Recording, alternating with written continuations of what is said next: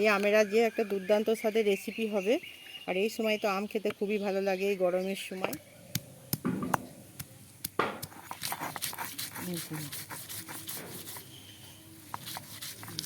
আমি বাগানে যাচ্ছি আম পাড়তে।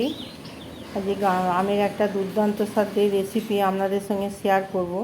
তাই এখানে আমি কিছু আম পাড়বো, এই গাছ থেকেই আমি পাড়বো। এখান থেকে আম পেড়ে নিয়ে যাব, আমের রেসিপি করব। আমি এই প্লেটের মধ্যে তুলে নিচ্ছি, এদিকেও আছে।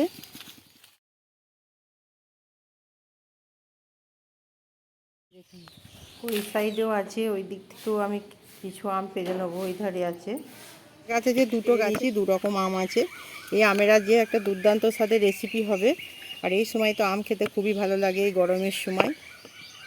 আপনারা দেখতে থাকুন, শেষ পর্যন্ত দেখবেন।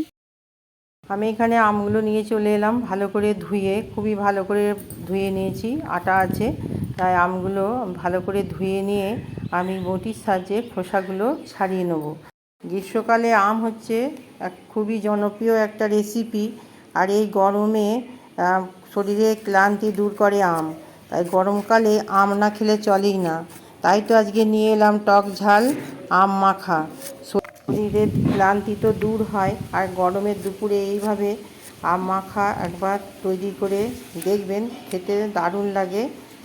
আমি আমের খোসাগুলো ছাড়িয়ে নিয়ে আমগুলো পিস পিস করে ছোটো ছোটো টুকরো করে করে কেটে নিচ্ছি। একটা ছাড়িয়ে নিয়েছি, আরও যে কটা আম আছে একইভাবেই আমি ছাড়িয়ে নেব। আমি দেখিয়ে দিচ্ছি কীভাবে আমগুলো টুকরো টুকরো করে আমি পিস করে নিচ্ছি।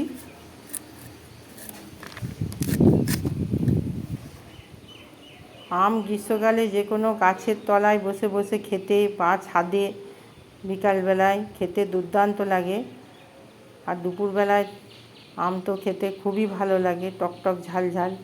আম মাখা, আমের চাট, আম মশলা, যে কোনো আমের রেসিপি আমাদের দারুণ লাগে। আবার আম দিয়ে অনেক কিছু রেসিপি হয়, সেটা হচ্ছে আমের আচার, আম তেল, অনেক কিছুই আমের রেসিপি হয়। তা আমের জুস, আমের আইসক্রিম, অনেক কিছুই আম দিয়ে তৈরি করে খাওয়া যায়। আম আমাদের খুবই একটা জনপ্রিয় রেসিপি। আমার আমগুলো কাটা হয়ে গেছে, আমি একটা প্লেটের মধ্যে আমের টুকরোগুলো তুলে নিলাম। এবার একটা থালার মধ্যে আমি খোলাগুলো তুলে নিলাম।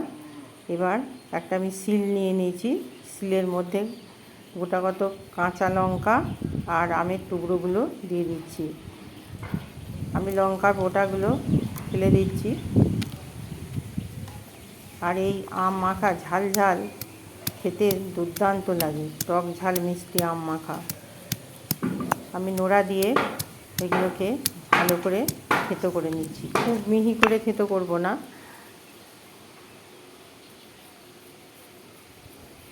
একটু ধরে ধরে সময় নিয়ে এগুলোকে থেতো করতে হবে, পাশে ছিটকে পড়ে যাচ্ছে। আমি কিছুটা বেটে নিচ্ছি, আর বাকি যেটা আছে সেটাও বেটে নেবো, আপনাদের দেখিয়ে দিচ্ছি। আর কাঁচা লঙ্কা দিয়ে আমটা মাখা হচ্ছে, যা সুন্দর একটা গন্ধ আসছে, দেখবি তো আমার জিভে জল চলে আসছে।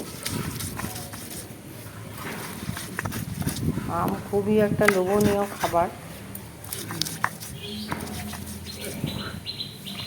আবার বাকি যে আমগুলো আছে সেগুলো আমি নোড়া দিয়ে থেতো করে নিচ্ছি। আর আমাদের এই গ্রাম বাংলায় সব সময় আমতলায় ছেলেরা আম কুড়িয়ে যায়, আর ঝড় দিলে তো সব সময় আম পড়ে। আমতলায় দাঁড়িয়ে আম কুড়িতে বেশ মজাও লাগে। আমি এখানে আমের টুকরোগুলোকে ভালো করে একটু নোড়া দিয়ে থেঁতো করে বেটে নিচ্ছি। আমার বাটা হয়ে গেছে। এবার আমি আমের মধ্যে কাসুন্দি দিয়ে দেবো পরিমাণ মতো, আর দেব এখানে চিনি, স্বাদ মতো চিনি দিয়ে দিলাম। এবার দেবো লঙ্কা গুঁড়ি, আর তার সঙ্গে দেব লবণ, সবই পরিমাণ মতো দেবো। এই উপকরণগুলো সামান্য একটু বিট লবণ দিয়ে দিলাম। এবার হাতে করে ভালো করে সুন্দর করে আমি শিলের মধ্যে মেখে নেব। যত ভালো করে হাত দিয়ে মাখা যাবে খেতে অপূর্ব লাগবে।